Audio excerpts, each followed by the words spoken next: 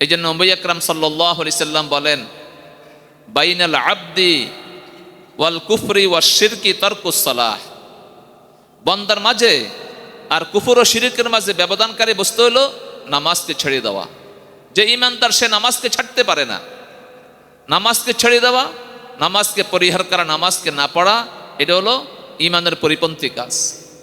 তো মুহতারাম হাজিরিন, যদি আমরা একটু চিন্তা করি চোখ বন্ধ করে যে আল্লাহর কত নেয়ামতের মধ্যে ডুবে আছি, তাহলে এক মুহূর্তের জন্য আল্লাহর নাফরমানি হতে পারে না, গুনার কাজ হতে পারে না। তাই আমাদেরকে দৃঢ় প্রতিজ্ঞাবদ্ধ হওয়া দরকার যে আল্লাহ, তুমি আমাদেরকে এত নেয়ামত দিয়েছ, প্রকৃত অর্থে প্রত্যেকটি নেয়ামতের শুকর আদায় করার তৌফিক দান করো, যাতে আমি আমার জবানের মাধ্যমে, অঙ্গ প্রত্যঙ্গের মাধ্যমে, আমার ব্যবহারের মাধ্যমে, আমার আচার আচরণের মাধ্যমে, চলাফেরার মাধ্যমে, ব্যক্তিগত জীবনে, পারিবারিক জীবনে, সামাজিক জীবনে, সর্ব অবস্থায় প্রকৃত অর্থে তোমার প্রত্যেকটি নেয়ামতের শুকরিয়া আদায় করতে পারি, তোমার গোলামি করতে পারি, তোমার আনুগত্য প্রকাশ করতে পারি।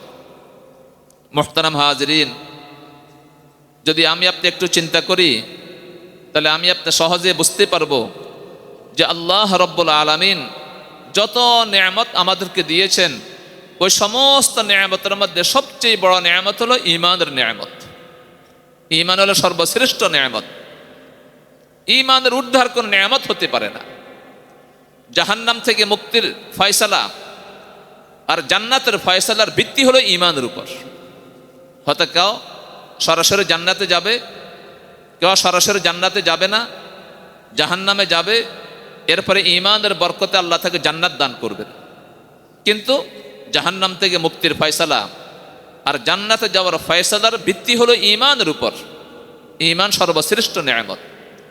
নবী আকরাম সাল্লাল্লাহু আলাইহি সাল্লামকে প্রশ্ন করা হয়েছিল, আইয়ুল আমালে আফজালু, যে ইয়া রাসূলুল্লাহ সাল্লাল্লাহু আলাইহি সাল্লাম, কোন আমল আল্লাহর কাছে সবচেয়ে বেশি দামি, সর্বশ্রেষ্ঠ? তো নবী করিম সাল্লাল্লাহু আলাইহি সাল্লাম জবাবে বললেন, আল ঈমানু বিল্লাহ, আল্লাহর প্রতি ঈমান রাখা, আল্লাহর প্রতি ঈমান আনয়ন করা, এটা আফজালে আমল, সর্বশ্রেষ্ঠ আমল। এর ঊর্ধ্বে কোনো আমল হতে পারে না।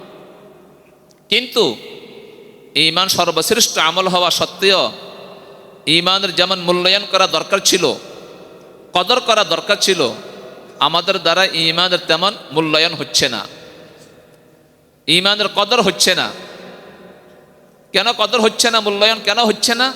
এর একটা মৌলিক কারণ হইল যে ঈমানদার হওয়ার জন্য, ঈমানকে পাওয়ার জন্য আমরা কোনো রক্ত ঝরাতে হয় নাই, পরিশ্রম করতে হয় নাই, মাতৃভূমি ত্যাগ করতে হয় নাই, হিজরত করতে হয় নাই, অর্থ সম্পদ ব্যয় করতে হয় নাই, ত্যাগ স্বীকার করতে হয় নাই। আমরা পারিবারিক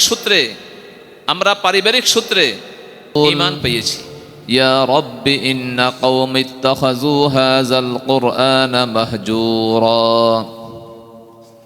وعن عمر بن الخطاب رضي الله تعالى عنه قال قال رسول الله صلى الله عليه وسلم إن الله يرفع بهذا الكتاب أقواما ويزع به آخرين صدق الله مولانا العلي العظيم وصدق رسوله النبي الحبيب الكريم ونحن على ذلك لمن الشاهدين والشاكرين والحمد لله رب العالمين.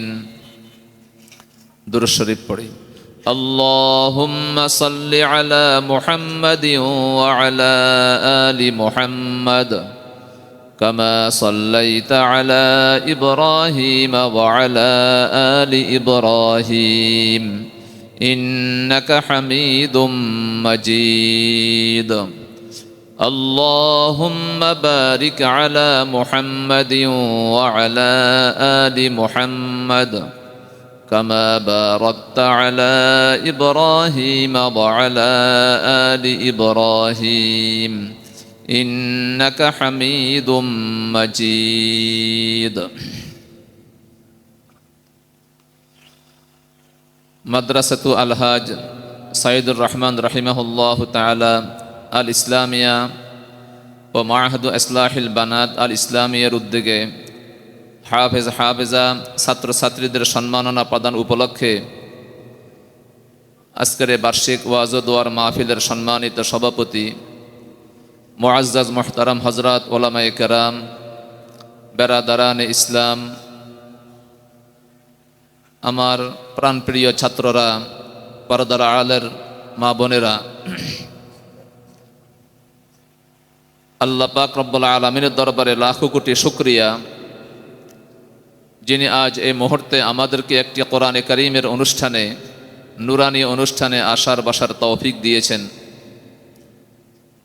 এবং কিছু দ্বীনি কথা বলা ও শোনার সুযোগ করে দিয়েছেন। মহান রব্বুল আলামিনের দরবারে আমরা শুকরিয়া জ্ঞাপন করি, আলহামদুলিল্লাহ।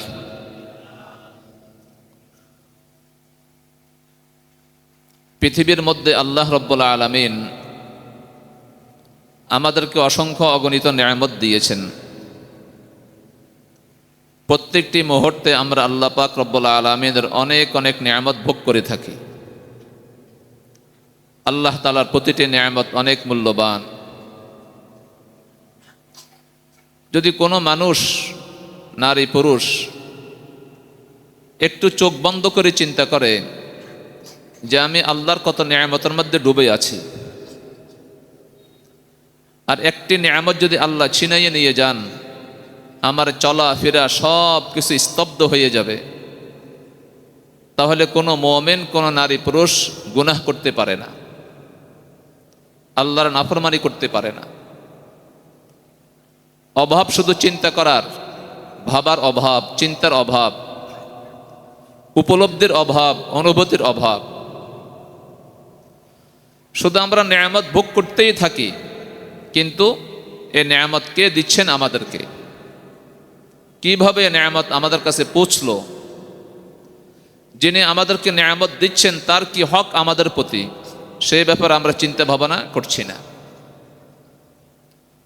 কিন্তু তা সত্ত্বেও আল্লাহ রাব্বুল আলামিন প্রতিটি মুহূর্তে মুহূর্তে আমাদেরকে নিয়ামত দিচ্ছেন। তার নিয়ামতকে ভোগ করে আমরা দুনিয়াতে জীবনযাপন করছি, চলাফেরা করছি, দুনিয়া ভোগ বিলাস করছি। আল্লাহর নিয়ামত এত বেশি, যদি আমরা সেসব নিয়ামতকে গুনতে চাই, পৃথিবীর সমস্ত মানুষ মিলেও কিয়ামত পর্যন্ত আল্লাহর নিয়ামতকে গুনে শেষ করতে পারবে না। হযরত শেখ সাঈদী রাহিমাহুল্লাহু তাআলা বলেন যে আল্লাহ পাকের নিয়ামত কত বেশি, শুধু একটা নিয়ামতকে স্মরণ করো, সেটা হলো শ্বাস প্রশ্বাসের নিয়ামত। প্রতিটি শ্বাস প্রশ্বাসের মধ্যে আল্লাহর দুটি নিয়ামত রয়েছে। একটি হলো শ্বাস ভিতরে নেওয়া, একটা শ্বাস বাহিরে ফেলা। যদি শ্বাস ভিতরে নেওয়া হয় আর বের করা সম্ভব না হয়, তাহলে এই ব্যক্তির মৃত্যু নিশ্চিত। শ্বাস বাহিরে ছাড়া হলো আর ভিতরে নেওয়া সম্ভব হলো না, এই ব্যক্তির মৃত্যুও নিশ্চিত। তাহলে প্রত্যেকটা শ্বাসের মধ্যে আল্লাহর কয়টি নিয়ামত রয়েছে? দুটি নিয়ামত রয়েছে। শ্বাস ভিতরে নেওয়া এক নিয়ামত, শ্বাস ছাড়া আরেকটি নিয়ামত। যদি আল্লাহ পাক রব্বুল আলামিন আমাদের থেকে হিসাব গ্রহণ করেন যে শুধুমাত্র শ্বাসের নিয়ামতের কি শুকরিয়া আদায় করেছ, তাহলে আমরা কোনো হিসাব দিতে পারবো না। প্রত্যেকটি শ্বাসের মধ্যে আল্লাহর দুটি শুকরিয়া আদায় করা জরুরি। শ্বাস গ্রহণ করা, এই নিয়ামতের শুকরিয়া আদায় করা, এবং শ্বাস ছেড়ে দেওয়া, এই নিয়ামতের শুকরিয়া আদায় করা। আরো তো বহু নিয়ামত রয়েছে। দেখার নিয়ামত রয়েছে, কথা বলার নিয়ামত রয়েছে, শোনার নিয়ামত রয়েছে, ধরার নিয়ামত রয়েছে, চলার নিয়ামত রয়েছে, জ্ঞান বুদ্ধির নিয়ামত রয়েছে। বাতাস আল্লাহর নিয়ামত, পানি আল্লাহ পাকের নিয়ামত, আগুন আল্লাহ পাকের নিয়ামত, জমিন মাটি আল্লাহ পাকের নিয়ামত, যত খাদ্যদ্রব্য আছে আল্লাহ পাকের নিয়ামত, যত পানীয় দ্রব্য আছে আল্লাহ পাকের নিয়ামত, যত শাকসবজি আছে আল্লাহ পাকের নিয়ামত, এগুলা সব কিছু আল্লাহ পাকের নিয়ামত। আল্লাহ তাআলা বলেন, ওয়া ইন তাউদ্দু নি'মাতাল্লাহি লা তুহসুহা, যদি তোমরা আল্লাহর নেয়ামতকে আয়ত্ত করতে চাও, গণতে চাও, আল্লাহর নেয়ামতকে আয়ত্ত করে শেষ করতে পারবে না, গণে শেষ করতে পারবে না। কি বলেন, গণে শেষ করা সম্ভব হবে? শেষ করা সম্ভব হবে না। এই জন্য প্রতিটি মুহূর্তে মুহূর্তে আল্লাহর নেয়ামতের শুকর আদায় করা জরুরি। শুকর আদায় করব কিভাবে? জবানে পড়ব আলহামদুলিল্লাহ, আর কাজে কর্মের মাধ্যমে আল্লাহর হুকুমকে পালন করব, যাতে আমার আচরণ দ্বারায়, আমার কথার দ্বারায়, আমার কাজ দ্বারায় কোনোভাবে আল্লাহর অবাধ্যতার কোনো কাজ প্রকাশ না পায়, নাফরমানের কোনো কাজ প্রকাশ না পায়। যদি আমরা জীবনের প্রতিটি মুহূর্তে আল্লাহর আনুগত্য প্রকাশ করতে পারি, আল্লাহর গোলামি প্রকাশ করতে পারি, এটা হলো সবচেয়ে বড় আল্লাহর প্রতি কৃতজ্ঞতা প্রকাশ করা, আল্লাহর প্রতি শুকরিয়া আদায় করা।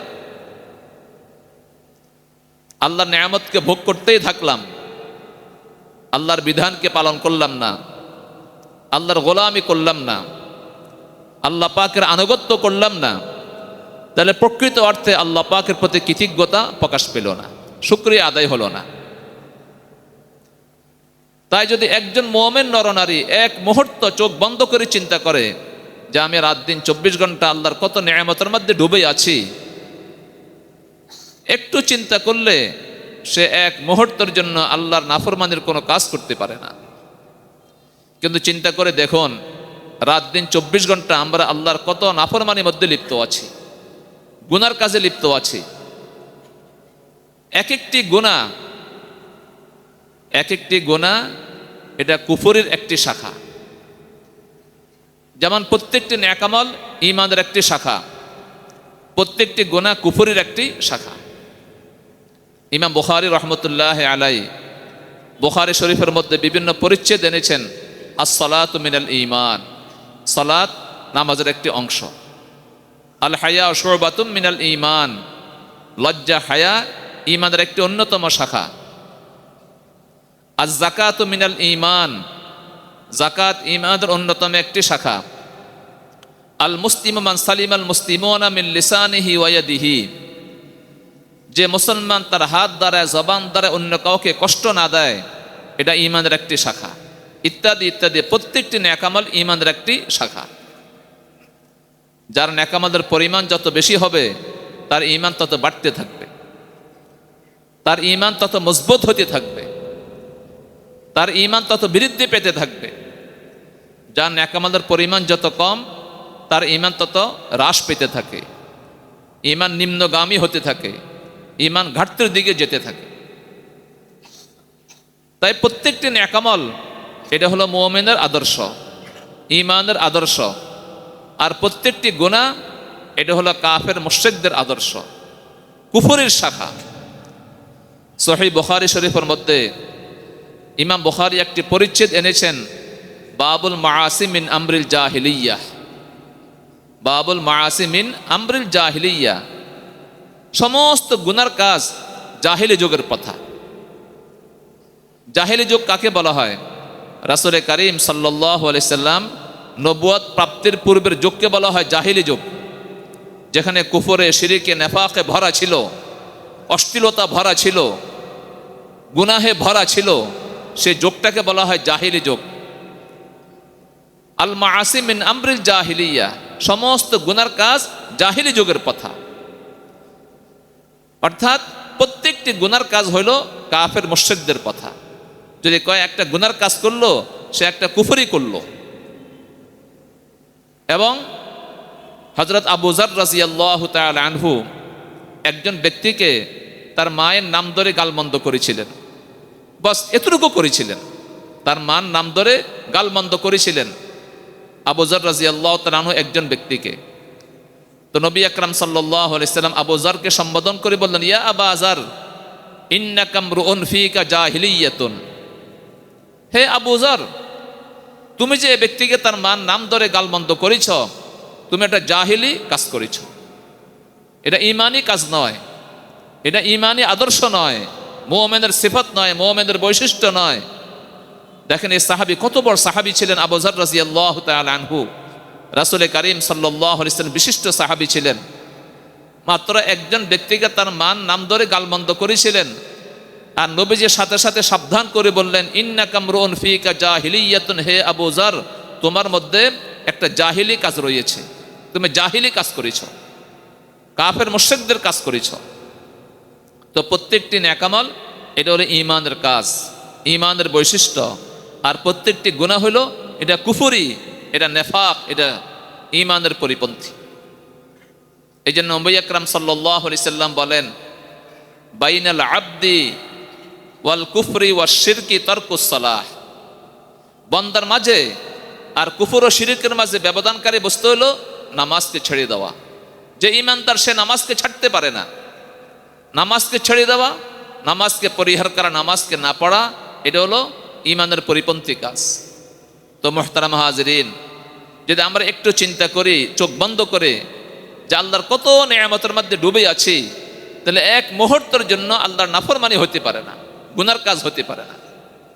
তাই আমাদেরকে দৃঢ় প্রতিজ্ঞাবদ্ধ হওয়া দরকার যে আল্লাহ তুমি আমাদেরকে এত নেয়ামত দিয়েছ, প্রকৃত অর্থে প্রত্যেকটি নেয়ামতের শুকর আদায় করার তৌফিক দান করো, যাতে আমি আমার জবানের মাধ্যমে, অঙ্গ প্রত্যঙ্গের মাধ্যমে, আমার ব্যবহারের মাধ্যমে, আমার আচার আচরণের মাধ্যমে, চলাফেরার মাধ্যমে, ব্যক্তিগত জীবনে, পারিবারিক জীবনে, সামাজিক জীবনে, সর্ব অবস্থায় প্রকৃত অর্থে তোমার প্রত্যেকটি নেয়ামতের শুকরিয়া আদায় করতে পারি, তোমার গোলামি করতে পারি, তোমার আনুগত্য প্রকাশ করতে পারি।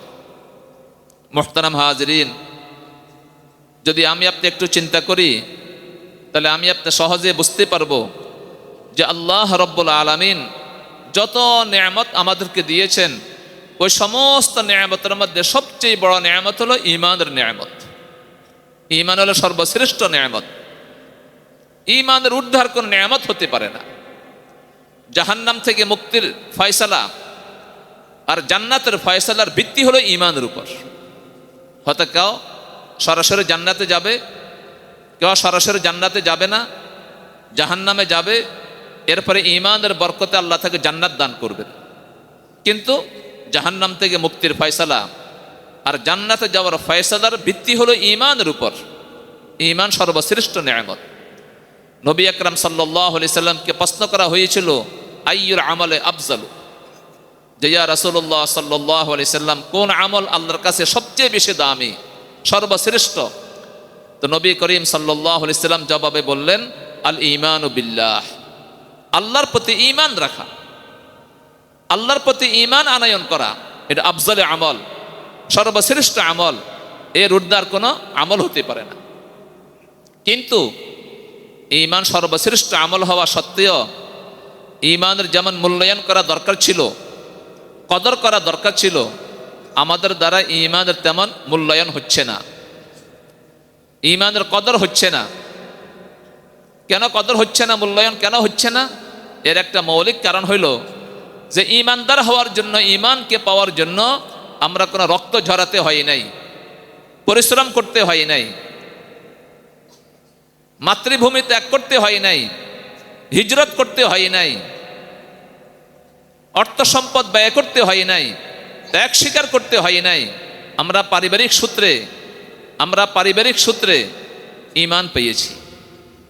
আমাদের মা বাবা ঈমানদার ছিলেন, দাদা দাদি ঈমানদার ছিলেন, পূর্বশরীরা ঈমানদার ছিলেন, এবং ঈমানওয়ালাদের পরিবারে আমাদের জন্ম, ঈমানওয়ালাদের সমাজে আমাদের জন্ম, ঈমানওয়ালাদের দেশে আমাদের জন্ম, ঈমানি সমাজে, ঈমানি পরিবারে আমরা বড় হয়েছি, আমাদের উত্থান হয়েছে, উন্নতি হয়েছে।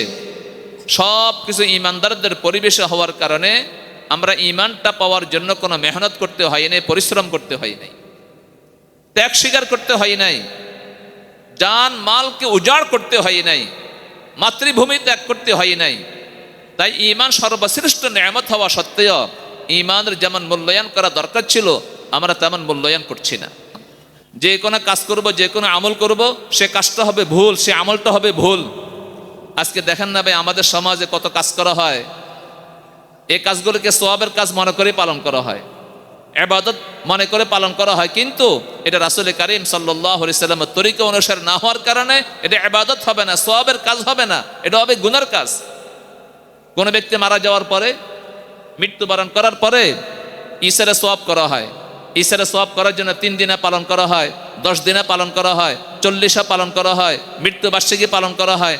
আচ্ছা বলেন তো 3 দিনা, 10 দিনা, মৃত্যুবার্ষিকী, 40, এটা কি ঈসারে সোয়াব করা সহি তরিকা?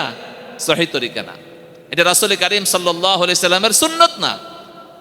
এখন যারা 3 দিনে পালন করে এটাকে সোয়াবের কাজ করেই পালন করে, যারা 10 দিনে পালন করে সোয়াবের কাজ মনে করেই পালন করে, যারা মৃত্যুবার্ষিকী পালন করে সোয়াবের কাজ মনে করেই পালন করে, জন্মবার্ষিকী যারা পালন করে সোয়াবের কাজ মনে করেই পালন করে, 40 যারা পালন করে সোয়াবের কাজ মনে করেই পালন করে, মনে করে এটাই দিন, এটাই ইসলামের কাজ না। রাসূল করিম সাল্লাল্লাহু আলাইহি সাল্লামের সুন্নত তরিকা না হওয়ার কারণে এই কাজটা ভুল হয়েছে। যত জাকজমকপূর্ণ হোক, এই কাজের পরিবর্তে কোনো সওয়াব পাওয়া যাবে না। কেন? এই কাজটা সহি তরিকা হয় নাই, ইসলামী তরিকা হয় নাই। হলো না কেন? ইলম না শেখার কারণে। আমি ঈসারে সওয়াব করব কিভাবে? মৃত ব্যক্তির কাছে, মৃত ব্যক্তির কাছে সওয়াব পৌঁছাবো কিভাবে? অন্যান্য যাবতীয় সব কাজগুলো সহি তরিকা করব কিভাবে? আমি ইলম শিখি নাই। তাই ঈমানের দাবি পূরণ হইল না। তাই ঈমানের পরে সর্বশ্রেষ্ঠ আমল হইল ইলম শিখা। এটা সর্বশ্রেষ্ঠ আমল। কোরআনে কারিমে আছে, আল্লাহ পাক রব্বুল আলামিন হযরত রাসূল করিম সাল্লাল্লাহু আলাইহি সাল্লামকে সম্বোধন করে বলেন, রব্বি জিদনি ইলমা। ও নবী, আপনি বলুন, হে আমার রব, আপনি আমার ইলমকে বাড়াইয়ে দিন, আমার ইলমকে বাড়াইয়ে দিন। এখন দেখেন, ইলম দ্বারা কোন ইলম উদ্দেশ্য? কোরআন হাদিসের জ্ঞান উদ্দেশ্য, ইসলামের জ্ঞান উদ্দেশ্য।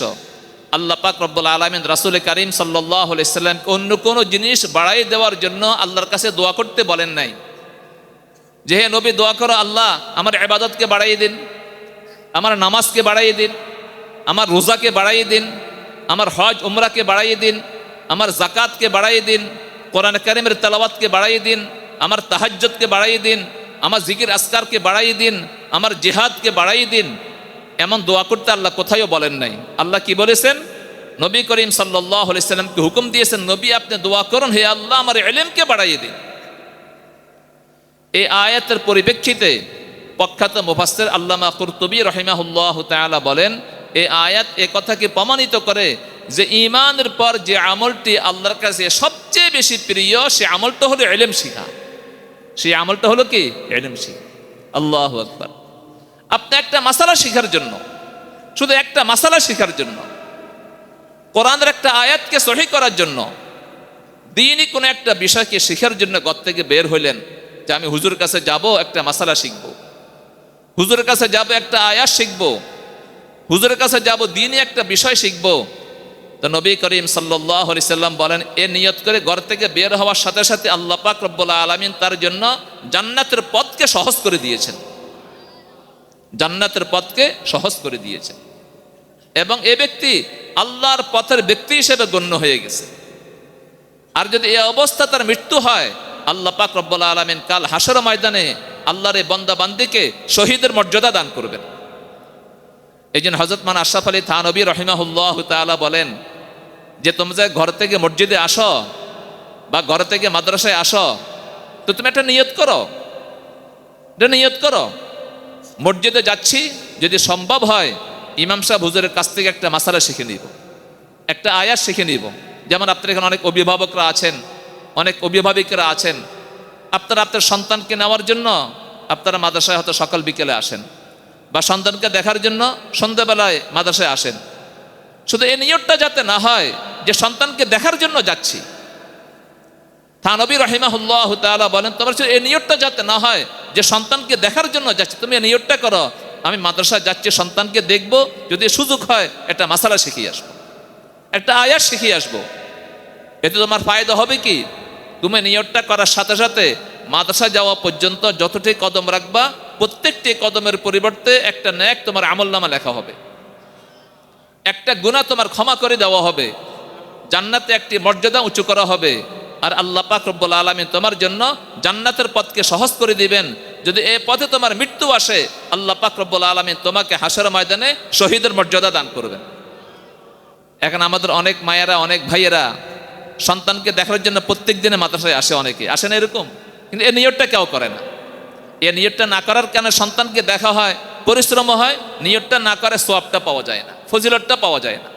যদি আমরা নিয়তটা করতে পারি, আপনি প্রত্যেক দিন আসেন, প্রত্যেক দিন আল্লাহ তাআলা আপনাকে ফজিলত দান করবেন, এই সওয়াবটা দান করবেন। সুবহানাল্লাহ। তাহলে ইলমের কত দাম, ইলমের কত মর্যাদা। রব্বি জিদনি ইলমা। ইমাম কুরতুবী রাহিমাহুল্লাহ তাআলা বলেন যে ঈমানের পর সবচেয়ে দামি প্রিয় আমল হলো ইলম শেখা। এই জন্য মুহতারাম হাজিরিন, ইলমের মূল ভিত্তি কোরআনে কারীম। ইলমের মূল ভিত্তি হলো কোরআনে কারীম। ইসলামী শরীয়তের প্রধান উৎস হলো কোরআনে কারীম, প্রধান উৎস কোরআনে কারীম।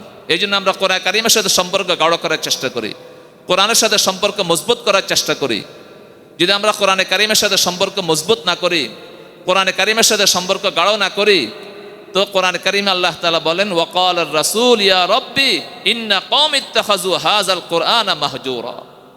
হাসর ময়দানে এই কোরআন পরিত্যাগকারীদের বিরুদ্ধে রাসূলুল্লাহ সাল্লাল্লাহু আলাইহি ওয়াসাল্লাম নালিশ করবেন, ইয়া আল্লাহ, আমার এই কওম, আমার এই জাতি কোরআনে কারীমকে পরিত্যাগ করে রেখেছিল, কোরআনে কারীমকে পরিত্যাগ করে রেখেছিল। কোরআনের প্রতি ঈমান আনয়ন না করা, এটাও কোরআনে কারীমকে পরিত্যাগ করার নামান্তর। কোরআনকে বিশ্বাস করলাম না, এটাও কোরআনে কারীমকে পরিত্যাগ করা। ইবনে কাইয়িম রাহিমাহুল্লাহু তাআলা কোরআনে কারীমকে পরিত্যাগ করার কতগুলো পদ্ধতি উল্লেখ করেছেন। কোরআনকে বিশ্বাস করলাম, কিন্তু আমি কোরআনকে সহিহ করলাম না, তেলাওয়াতকে সহিহ করলাম না, কোরআনে কারীমের বিশুদ্ধ তেলাওয়াত শিখলাম না। ইবনে কাইয়িম রাহিমাহুল্লাহু তাআলা বলেন এটাও কোরআনে কারীমকে পরিত্যাগ করার নামান্তর। কোরআনকে বিশ্বাস করলাম, কোরআনের তেলাওয়াতকে শুদ্ধ করলাম, কিন্তু কোরআনের বিধানকে জীবনে বাস্তবায়ন করলাম না, কোরআনের বিধানকে জীবনে আনলাম না, কোরআনের আদেশ নিষেধকে মানলাম না, হালাল ও হারামকে মানলাম না, হক বাতিলকে মানলাম না, কিন্তু আমি কোরআনেরকে বিশ্বাসও করি, কোরআনের তেলাওয়াতও শিখেছি, এটাও কোরআনে কারীমকে পরিত্যাগ করার নামান্তর। সব কিছু করলাম, কোরআনে কারীমকে প্রচার প্রসার করলাম না, কোরআনের শাসনকে আমি বাস্তবায়ন করলাম না, এটাও কোরআনকে পরিত্যাগ করার নামান্তর। ওয়াকালার রাসূল ইয়া রব্বি ইন্না কওমি ইত্তাখাযু হাযাল কুরআনা মাহজুরা। এই জন্য আমার ভাইয়েরা, আমার মা বোনেরা, যখন আল্লাহ তাআলা আমাদেরকে ঈমান দিয়েছেন, আমাদের প্রত্যেকের জন্য কর্তব্য হলো এই পরিমাণে ইলম শিখা, যে পরিমাণে ইলম শিখলে ইসলাম ধর্মকে মানা সহজ হয়, ইসলাম ধর্মকে মেনে চলা সম্ভব হয়, আর কোরআনে কারীমের তেলাওয়াতকে শুদ্ধ করা। আফসোসের বিষয়, আজ আমরা মুসলমান মুমিন, সবচেয়ে বড় হাতিয়ার কোরআনে কারীম, এটা কালামুল্লাহ, আল্লাহর কালাম, কিন্তু আমরা কোরআনে কারীমকে সহিভাবে তেলাওয়াত করতে জানি না। হায় হায়, এর থেকে আফসোসের কি বিষয় আছে যে আমরা মুসলিম জাতি, এমন একটা কালাম আল্লাহ তাআলা আমাদেরকে দিয়েছেন, সেই কালামের তেলাওয়াতকে আমরা শুদ্ধ করছি না। তাই যদি কোরআনে কারীমের তেলাওয়াতকে শুদ্ধ না করা হয়, এর অনেকগুলো ক্ষতি আছে। তার মধ্যে মৌলিক 4টা ক্ষতি, খেয়াল রাখবেন। কয়টা ক্ষতি? 4টা ক্ষতি। কোরআনের তেলাওয়াতকে সহিহ না করা হলে, শুদ্ধ না করা হলে 4টা ক্ষতি। 1 নম্বর ক্ষতি হলো কোরআনে কারীমের শব্দকে পরিবর্তন করা হয়, শব্দের বিকৃতি আসে। আমি কোরআনে কারীমকে সহিহ তেলাওয়াত করলাম না, ভুল তেলাওয়াত করলাম, তাহলে শব্দ পরিবর্তন হয়ে যাবে। যেমন কোরআনে কারীমে আছে বিসমিল্লাহির রহমানির রহিম, আমি তেলাওয়াত করলাম কি বিসমিল্লাহির রহমানির রহিম বা বিসমিল্লাহির রহমানির রহিম। কোথায় বিসমিল্লাহির রহমানির রহিম আর কোথায় বিসমিল্লাহির রহমানির রহিম? আল্লাহ পাক রব্বুল আলামিন তো এভাবে কোরআনকে নাজিল করেন নাই, আল্লাহ তো নাজিল করেছেন এভাবে বিসমিল্লাহির রহমানির রহিম। কোরআনে কারীমের আয়াত আলহামদুলিল্লাহি রাব্বিল আলামিন, এটা বিশুদ্ধ তেলাওয়াত। আল্লাহ এভাবে কোরআন নাজিল করেছেন, আমি এভাবে তেলাওয়াত না করে তেলাওয়াত করলাম এভাবে আলহামদুলিল্লাহি রাব্বিল আলামিন। নাউযুবিল্লাহি মিন যালিক, আল্লাহ তো এভাবে কোরআনকে নাজিল করেন নাই। কোরআনে কারীমকে ভুল তেলাওয়াত করে শব্দের মধ্যে বিকৃতি ঘটালাম, এই অধিকার কি আমার আপনার আছে? দুনিয়ার যদি কোনো একজন চেয়ারম্যান একটা চিঠি পত্র দেয়, যদি আমি আপনার সে পত্রের শব্দকে পরিবর্তন করে সমাজে প্রচার প্রসার করি, তাহলে আমাকে আপনাকে কত বড় অপরাধী মনে করা হবে, আইনত দণ্ডনীয় মনে করা হবে। আল্লাহর কোরআনকে যে বিকৃতি করবে, শব্দকে পরিবর্তন করবে, ভুল তেলাওয়াত করে, তার অপরাধটা কত বড় মারাত্মক, তার অপরাধটা কত বড় ভয়াবহ। তাহলে কোরআনে কারীমকে ভুল তেলাওয়াত করলে একটা ক্ষতি। 2 নম্বর ক্ষতি হলো অর্থ পরিবর্তন হয়ে যায়। এটা স্পষ্ট কথা, যদি শব্দ পরিবর্তন হয় অর্থ পরিবর্তন হয়ে যায়। যেভাবে আল্লাহ তাআলা কোরআনে কারীমের শব্দ নাজিল করেছেন, আল্লাহ অর্থ নাজিল করেছেন। কোরআন কারিমের শব্দকে পরিবর্তন করা যাবে না, অর্থকে মন গড়া করা যাবে না। এই জন্য কিতাবে উসুল ফিকহের কিতাবে লেখা আছে কোরআন কাকে বলা হয়, ওয়া হুয়া ইসমুন লিন নাজমি ওয়াল মা'না জামিআ, যে কোরআন বলা হয় শব্দ এবং অর্থের সমন্বয়কে। শব্দকে আল্লাহ নাজিল করেছেন, অর্থকে আল্লাহ নাজিল করেছেন। আল্লাহর অনেক বান্দারা কোরআনে কারিমের মন গড়া অনুবাদ করে, মন গড়া ব্যাখ্যা করে, মন গড়া তাফসির করে, যাকে তাফসির বিল রায় বলা হয়। যেমন তাফসীরুল কোরআনে করা হয়েছে, এটা মন গড়া তাফসির। এই অধিকার আল্লাহ তাআলা কাউকে দেন নাই। আল্লাহ পাক রব্বুল আলামিন কোরআনে কারিমে বলেছেন, আমি আল্লাহ কোরআনে কারিমের শব্দ নাজিল করেছি, তার অর্থ নাজিল করেছি। তার শব্দ পরিবর্তন হলে অর্থ পরিবর্তন হয়ে যায়। 3 নম্বর ক্ষতি হলো, যদি কোরআনে কারিমকে ভুল তেলাওয়াত করা হয়, আল্লাহ পাক রব্বুল আলামিনের প্রতি অপবাদ দেওয়া হয়। নাউজ বিল্লাহি মিন যালিক, ইফতারা আলাল্লাহ, আল্লাহর প্রতি অপবাদ দেওয়া হয়। আমি কোরআনকে ভুল তেলাওয়াত করে যেন এটা আমি প্রকাশ করলাম যে আল্লাহ এভাবে কোরআন নাজিল করেছেন। আল্লাহ তো এভাবে কোরআন নাজিল করেন নাই। আল্লাহর উপরে অপবাদ দেওয়া হলে কত বড় মারাত্মক অপরাধ এটা। 4 নম্বর ক্ষতি হলো নামাজ বরবাদ, নামাজ শেষ। নামাজ পড়তে পড়তে জীবনটা শেষ হয়ে যাচ্ছে, কিন্তু কোরআনে কারিমের তেলাওয়াতকে শুদ্ধ করার জন্য চিন্তা ফিকির করি নাই। তেলাওয়াতটা শুদ্ধ হচ্ছে কিনা কোনোদিন চিন্তাও করি নাই, যাচাই বাছাই করি নাই। ভুল তেলাওয়াত করছি, তো নামাজে কোরআন ভুল তেলাওয়াত করলে কি নামাজ হবে ভাই? নামাজ হবে না। তাইলে হাসর ময়দানে গেলে দেখবো, আরে কত তাহাজ্জুদ পড়লাম, কত ইশরাক আওয়াবিন পড়লাম, কত চাশতো পড়লাম, কত ফরজ নামাজ সুন্নত পড়লাম, এগুলো সওয়াব কোথায় গেল? বলে সওয়াব হবে কোত্থেকে? কোরআনকে ভুল তেলাওয়াত করার কারণে সব আমল বরবাদ হয়ে গেছে, নামাজ বরবাদ হয়ে গেছে। এই জন্য কোরআনে কারিমকে ভুল তেলাওয়াত করা হলে মৌলিকভাবে 4টা ক্ষতি। সুতরাং আমরা যাতে রাসূল কারীম সাল্লাল্লাহু আলাইহি সাল্লামের নালিশ করার মধ্যে না পড়ি, হাসর ময়দানে অভিযোগের আওতায় না পড়ি, হাসর ময়দানে যদি হয় তাহলে বড় বিপদ আছে আমাদের, মুসিবত আছে আমাদের। সুতরাং আলহামদুলিল্লাহ, আজ আমরা এখানে যারা এসেছি, খাওয়াতিনরা যারা এসেছেন, আমাদের মা বোনেরা, প্রত্যেকে নিয়ত করি যে আমরা ইনশাআল্লাহ কোরআনে কারিমের ছাত্র ছাত্রী হব। আমরা কোরআনে কারিমকে শুদ্ধ করার জন্য চেষ্টা করবো ইনশাআল্লাহ, করবো তো ইনশাআল্লাহ। একটা আয়াত করে কোরআনকে শুদ্ধ করার চেষ্টা করেন।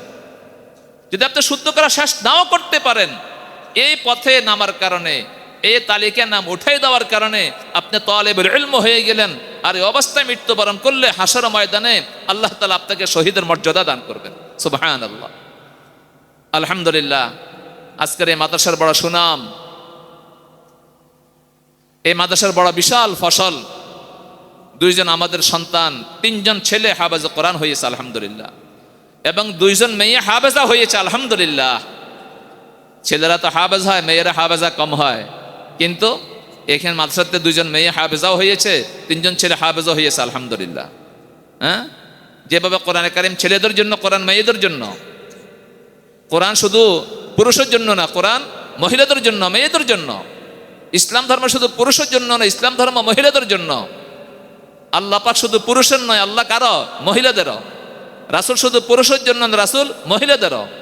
তো রাসূল পুরুষেরও, রাসূল মহিলাদেরও। নবী পুরুষেরও, নবী মহিলাদেরও। কোরআনে কারিম পুরুষেরও, কোরআন মহিলাদেরও। ইসলামের বিধান বলি পুরুষের জন্য, ইসলামের বিধান বলি মহিলাদের জন্য। যে পুরুষের জন্য ইসলাম ধর্মকে শিখা জরুরি, কোরআনকে শিখা জরুরি, যারা মহিলা আছে, নারী জাতি, তাদের জন্য কোরআনকে শিখা জরুরি, ইসলাম ধর্মকে শিখা জরুরি আলহামদুলিল্লাহ। এবং অনেক প্রতিষ্ঠান এমন আছে, এই প্রতিষ্ঠানের গোড়ায় বিজ্ঞ কোনো ব্যক্তি থাকে না, এই যে সাধারণ ব্যক্তি পরিচালনা করে, কিন্তু আলহামদুলিল্লাহ এই প্রতিষ্ঠানের গোড়ার মধ্যে বড় বিজ্ঞ পারদর্শী ব্যক্তি রয়েছে। আমাদের বেরাদার আজিজ জানা মাওলানা মুফতি ওলিউল্লাহ হাফিজাহুল্লাহ তাআলা, আরো মাওলানা মাহফুজুর রহমান সাহেব, আরো অন্যান্য উলামায়ে কেরাম এই মাদ্রাসার তত্ত্বাবধানে আছেন। এটা বড় বিশাল গনিমত, বিশাল গনিমত। এই মাদ্রাসার মধ্যে অনেক বুজুর্গানে দিন আসেন, তাদের পদধূলি পড়ে। তা আমরা ইনশাল্লাহ আমাদের বাচ্চাদেরকে মাদ্রাসায় পড়াবো ইনশাল্লাহ। এটা মাদ্রাসার হক। প্রত্যেকে নিয়ত করি যে আমি আমার সন্তানকে কমপক্ষে 3 বছর আল্লাহর দ্বীন শিখাবো। যদি এরপরে সম্ভব হয় হাফেজে কোরআন বানাবো, আলেম বানাবো, মুফতি মুহাদ্দিস বানাবো। যদি সম্ভব না হয়, না পড়াইতে চাই, স্কুলে পড়াবো, কলেজে পড়াবো, ভার্সিটিতে পড়াবো। হযরত থানবী রাহিমাহুল্লাহ তাআলা বলেন, তুমি 3 বছরের পর তোমার সন্তানকে কলেজে নিয়ে যাও, ভার্সিটিতে নিয়ে যাও। তোমার সন্তান ডাক্তার হলো, ইঞ্জিনিয়ার হলো, ব্যবসায়ী হলো, ওই যে 3 বছর কোরআনে কারিম পড়াইয়েছ, দিন শিক্ষা দিয়েছ, ওই দিনের নূরের বরকতে এ সন্তান যত বড় ইংরেজি শিক্ষিত হোক, জেনারেল শিক্ষিত হোক, ওই নূরের বরকতে সে ইসলাম থেকে সরবে না, পথভ্রষ্ট হবে না, ইসলাম বিদ্বেষী হবে না, ইসলামকে নিয়ে কটাক্ষ করবে না, দ্বীনি প্রতিষ্ঠানকে কটাক্ষ করবে না, ওলামায়ে কেরাম বিদ্বেষী হবে না, সে ইসলামকে মেনে চলবে। রাষ্ট্রপতি হলো মেনে চলবে, ব্যারিস্টার হলেও মেনে চলবে, মন্ত্রী হলেও মেনে চলবে, ব্যবসায়ী হলেও মেনে চলবে। কেন? ওই যে 3 বছর দিন শিখিয়ে তার ফাউন্ডেশনে ইসলাম ধর্ম দেওয়া হয়েছিল, কোরআনে কারিম দেওয়া হয়েছিল।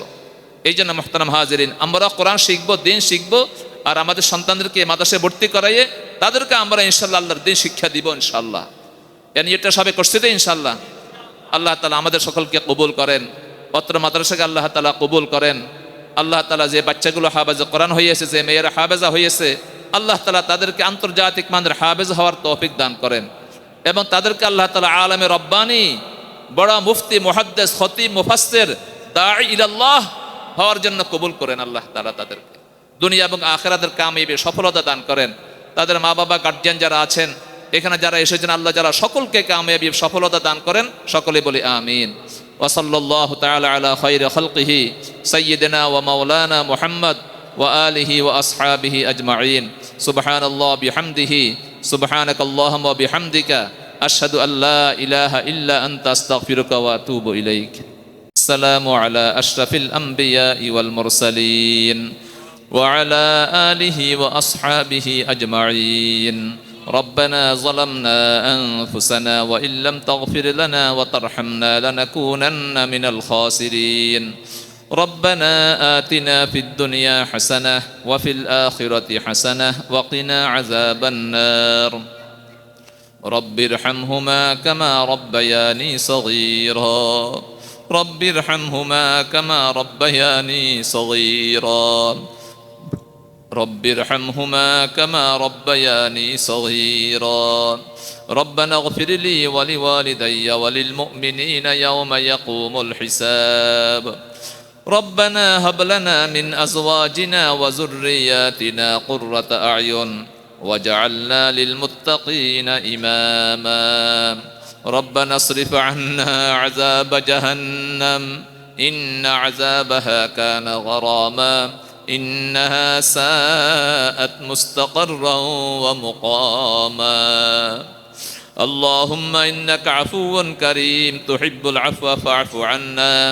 ربنا اغفر لنا ولإخواننا الذين سبقونا بالإيمان ولا تجعل في قلوبنا غلا للذين آمنوا ربنا إنك رؤوف رحيم. اللهم أعنا ولا تعن علينا وانصرنا ولا تنصر علينا وامكرنا ولا تمكر علينا وانصرنا على من بغى علينا ولا تسلط علينا من لا يرحمنا. اللهم إنا نسألك إيمانا كاملا ونسألك يقينا صادقا ونسألك قلبا خاشعا ونسألك لسانا ذاكرا ونسألك دينا قيما ونسألك علما نافعا ونسألك عمرا طويلا ونسألك عقلا سليما ونسألك طبعا كريما ونسألك خلقا جميلا ونسألك دوام العافية ونسألك العافية من كل بلية ونسألك الشكر على العافية ونسألك الغنى عن الناس ولا حول ولا قوة إلا بالله. أي الله أي مولاي كريم আয় আল্লাহ, আমরা একটা কোরআনে কারিমের মজলিসে এসেছি মাওলা। আয় আল্লাহ, এই মজলিসকে আপনি কবুল মঞ্জুর করেন। আয় আল্লাহ, এখানে অনেক মুরব্বীরা এসেছেন, অনেক আমাদের ভাইয়েরা এসেছেন, ছাত্রদের অনেক মায়েরা এসেছেন, অভিভাবিকেরা এসেছেন। আয় আল্লাহ, সকলকে আপনি কবুল মঞ্জুর করেন। আয় আল্লাহ, অনেকে এসে থাকতে পারেন নাই, ব্যস্ততার কারণে চলে গিয়েছেন, তাদেরকে আপনি কবুল মঞ্জুর করেন। আয় আল্লাহ, অনেকে আসার কথা ছিল, কোনো কারণে আসতে পারেন নাই, তাদেরকে আপনি কবুল মঞ্জুর করেন। আয় আল্লাহ, এই মজলিসকে আপনি কবুল করে তার পূর্ণ নূর আর বরকত আমাদেরকে দান করুন। আয় আল্লাহ, এই মজলিসের পূর্ণ নূর আর বরকত আমাদেরকে দান করুন। এই মাজলিসের পূর্ণ নূর আর বরকত আমাদেরকে দান করুন। আয় আল্লাহ, আপনি আমাদের জিন্দিগির সমস্ত গুনাহ খাতাগুলি মাফ করে দিন। আয় আল্লাহ, আমরা অনেক বড় গুনাহগার, গুনাহ করতে করতে গুনার মধ্যে হাবুডুবু খাচ্ছি। আল্লাহ, আপনি রহমতের একটা ঢেউ ধারায়, ক্ষমার একটা ঢেউ ধারায় আমাদের জিন্দিগির সমস্ত গুনাহগুলি মাফ করে দিন। আয় আল্লাহ, আমাদের আম্মা আব্বাকে মাফ করে দিন, আমাদের ভাই বেরাদারকে মাফ করে দিন, আমাদের ছেলে মেয়েগুলোকে মাফ করে দিন, আমাদের পরিবার পরিজনকে মাফ করে দিন, আমাদের পূর্বসূরি যারা দুনিয়াতে নেই তাদের সকলকে মাফ করে দিন। আল্লাহ, পৃথিবীর শুরু থেকে আজ পর্যন্ত যারা ইন্তেকাল করেছেন তাদের সকলকে মাফ করে দিন। আল্লাহ, সকলকে জান্নাত নসিব করুন। আমাদের অনেক উস্তাদগণ দুনিয়াতে নাই, অনেক ছাত্ররা দুনিয়াতে নাই। আল্লাহ, তাদের সকলকে